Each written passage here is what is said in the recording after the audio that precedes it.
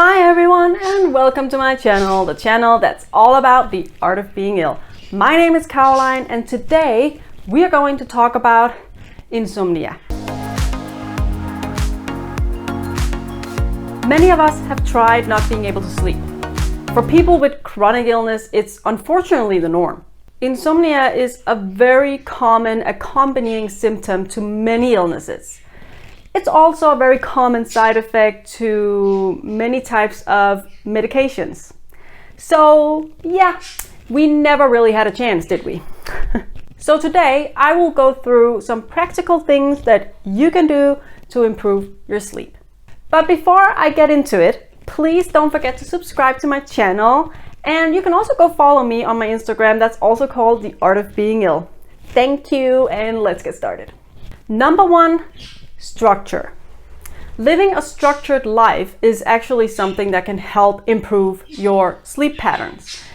And this is something that has helped me a lot actually, to have a more structured everyday life. So what does that mean? It means that you overall have the same pattern, the same routine every day, as much as possible, of course. It's not always possible, but as much as you can. This could, for example, be getting up at the exact same time every morning. So setting your alarm clock for, well, example 6 a.m. every single day. Yes, also in the weekends. Having a morning routine can actually also be really helpful. I personally have developed a morning routine that I find a really good way for me to get up and get started every day. So what I will do, I like to get up and then make myself a matcha latte and sit in my bed really and just drink my matcha latte. And sometimes I will just sit there just thinking or something. Sometimes I might write something down, some thoughts. Sometimes I will read. Sometimes I will, and I'm very guilty, sometimes I'll watch YouTube. And then I like to do my morning meditation / praying. I have this kind of praying meditation that I do because it just helps me set up the day right, I think, just to get my brain up going and just, start the day on a positive note. After that, I do some yoga, and this is just gentle yoga, and this is like 10 to 20 minutes maybe, and this is to wake up my body because my body is very slow to get up. It needs to get stretched, it needs to move a little gentle before the day gets started. After that, I will take a shower and I will put on my makeup and everything. And then I will make my lunch if it's a weekday and I have to go to work. And then I'll eat breakfast. And then I will chase my budgies around for God knows how long to get them back into their cage so that I can go to work. Also something like eating around the same time when it comes to, well, breakfast, but also lunch and dinner. For many, it's also very helpful to have an evening routine. This is not something I have yet. I really want to have a really nice and calming evening routine that can help me calm down so that I can, be calm once I go to bed.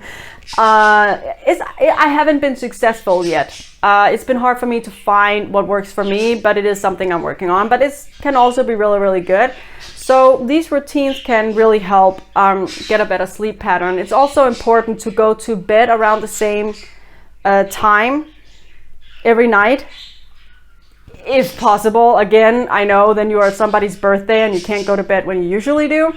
But in general, just, getting to bed at the same time every night and getting up every morning at the same time will teach your body when it's sleep time and can help with sleep patterns.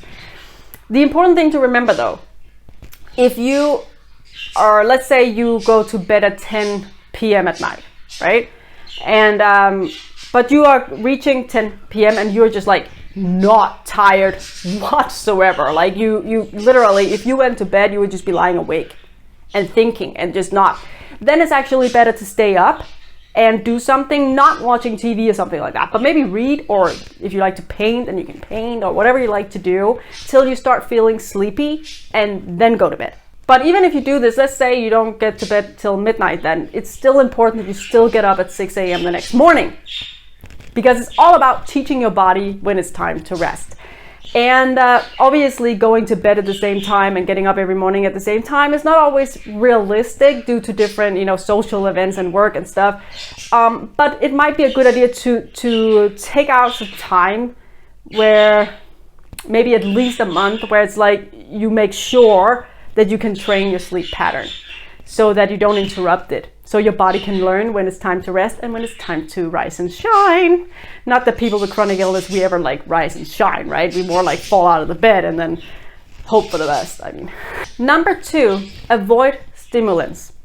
So a lot of things can stimulate us so that we feel more awake. Sometimes we even use stimulants, right? To stay awake, really, or to wake ourselves up.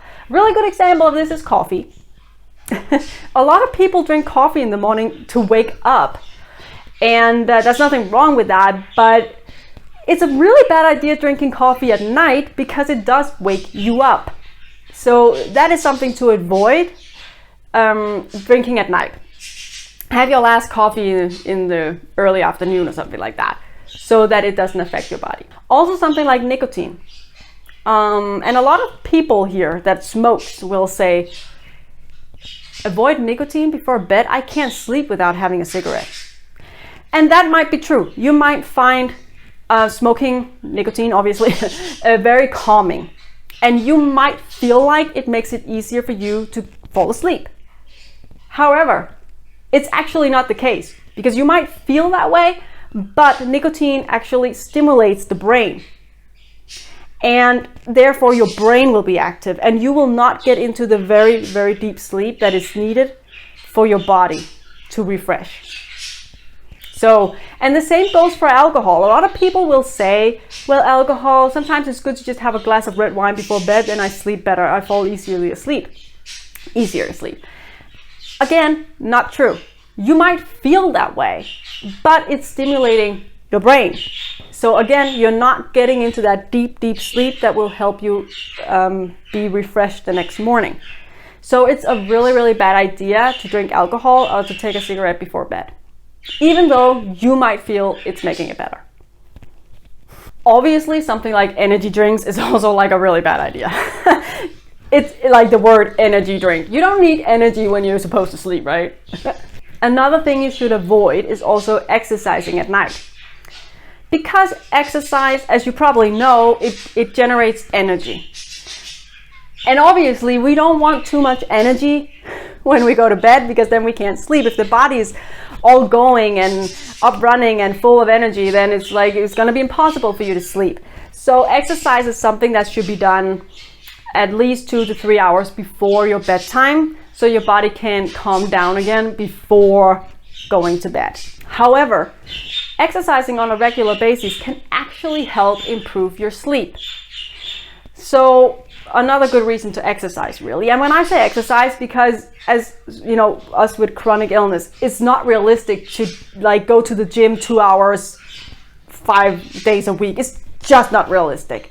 It doesn't have to be intense, hard hours of workout. It can literally just be going for a walk for 30 minutes. It can be doing some yoga, doing some Pilates for 15 to 30 minutes. It can be dancing around the living room just to have a good time. Just something that moves your body. It doesn't have to be intense. It doesn't have to be 100 hours a week in any kind of way. But just in general, moving your body, it can really help you improve your sleep. And obviously, I am completely aware that for some of you out there with chronic illness, it's just not realistic to do any kind of exercise at all at this point.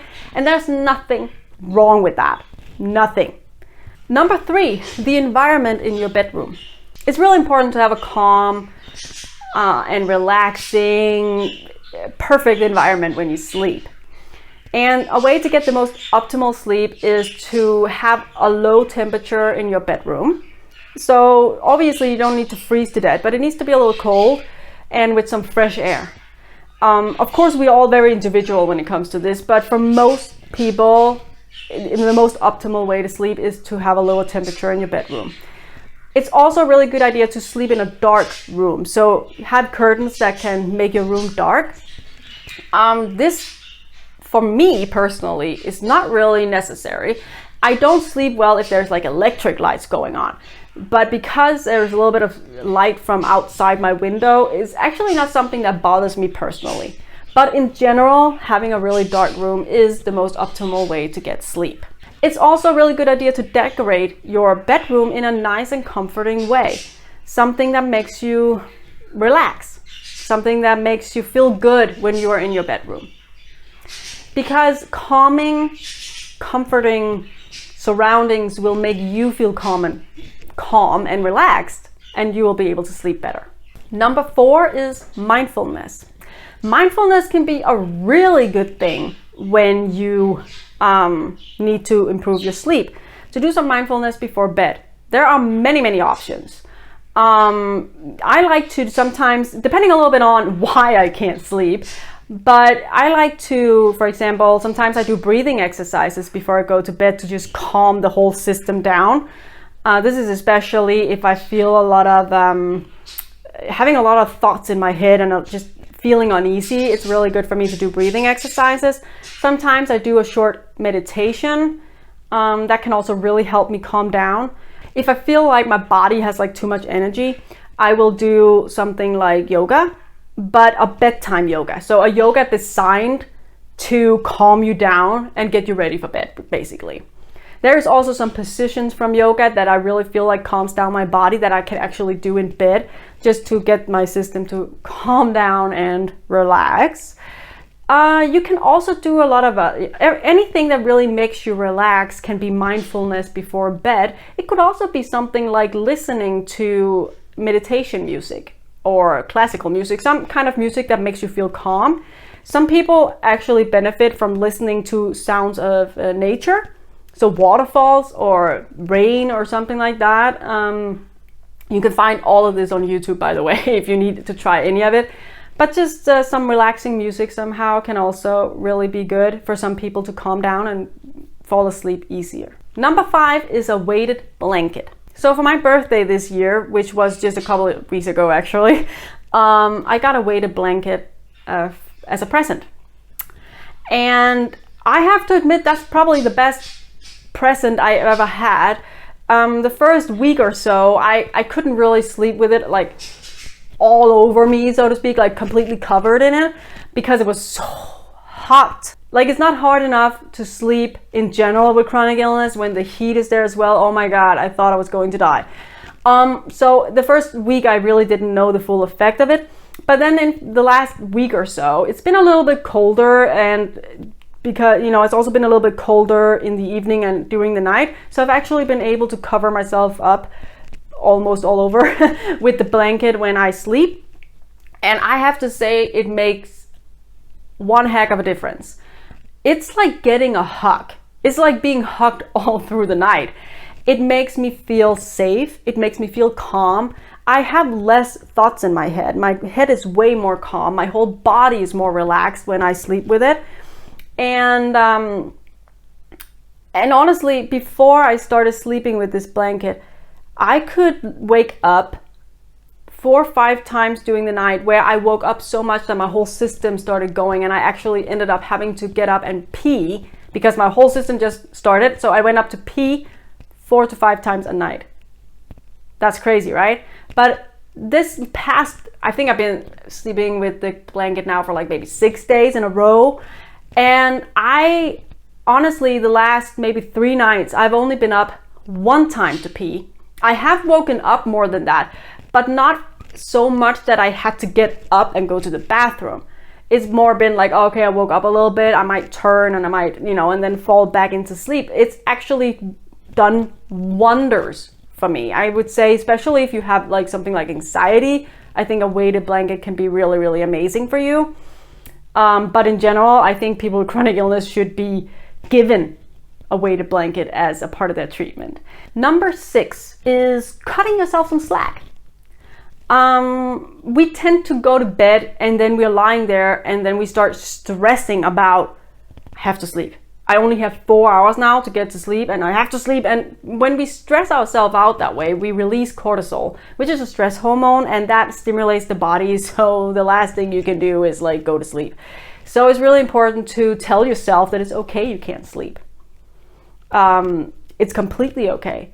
And even if you're like not at all sleepy, like I mentioned earlier, if you're not sleepy whatsoever, don't go to bed. Do something calming and wait for you to get sleepy and then go to bed.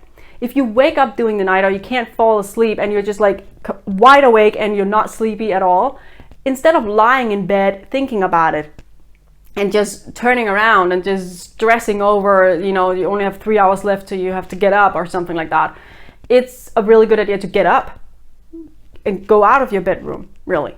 Get out of bed, out of the bedroom, and do something that can make you sleepy. And this does not include watching television. I think I forgot to mention this doing the avoid stimulants part, but screens also stimulates the brain.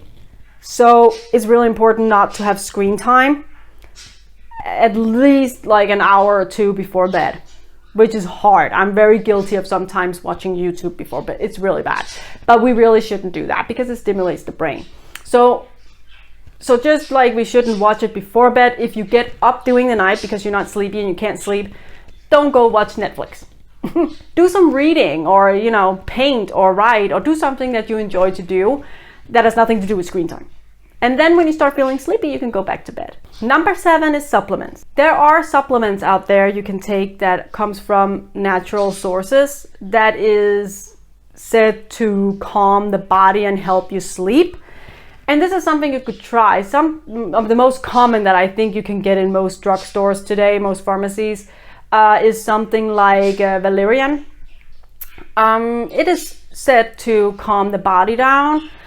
I would say personally, I tried this for a period of time and I have to say it didn't work wonders for me. I didn't really feel that much of a difference. I didn't feel like I had less, you know, anxiety, less thoughts in my head. I didn't feel more calm. I don't really feel like it made a huge difference for me. But I do know people where it has worked wonders and really helped them get a good night's sleep. So, you know, you could try if you wanted to.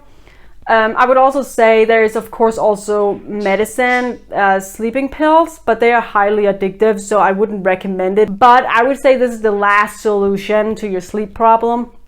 But if nothing works and you are having such a hard time sleeping, I would recommend calling your doctor and talking to them about what solutions there might be. And when you have done so many things prior to your doctor's appointment, trying to find a good way you can sleep, you can also say to the doctor, I tried everything, and they might be more likely to help you in other ways with some medicine or something like that. But if you can find a way to have a good sleep pattern, it's definitely better for you than taking medicine. But obviously there's nothing wrong with needing medicine to sleep. Don't just let it be. Go to your doctor if nothing works for you, because sleep is just so crucial, especially when you have a chronic illness. Your body is already like lacking energy. It's already falling apart. So we need sleep more than anyone, and we are the ones having the hardest time sleep. So it's like, you know, go to the doctor. You do need your sleep. It's so important, especially when you have chronic illness. So everyone, that was today's video. I hope you really liked it. If you did, please give it a thumbs up, and don't forget to subscribe to my channel and share this video with someone you might know who's having a hard time sleeping. They might, you know, get some inspiration and some good ideas for how they can improve their sleep. And also you can go follow me on my Instagram. That's also called The Art of Being Ill. Have a blessed rest of the day, and I will see you next time right here on my channel, The Art of Being Ill.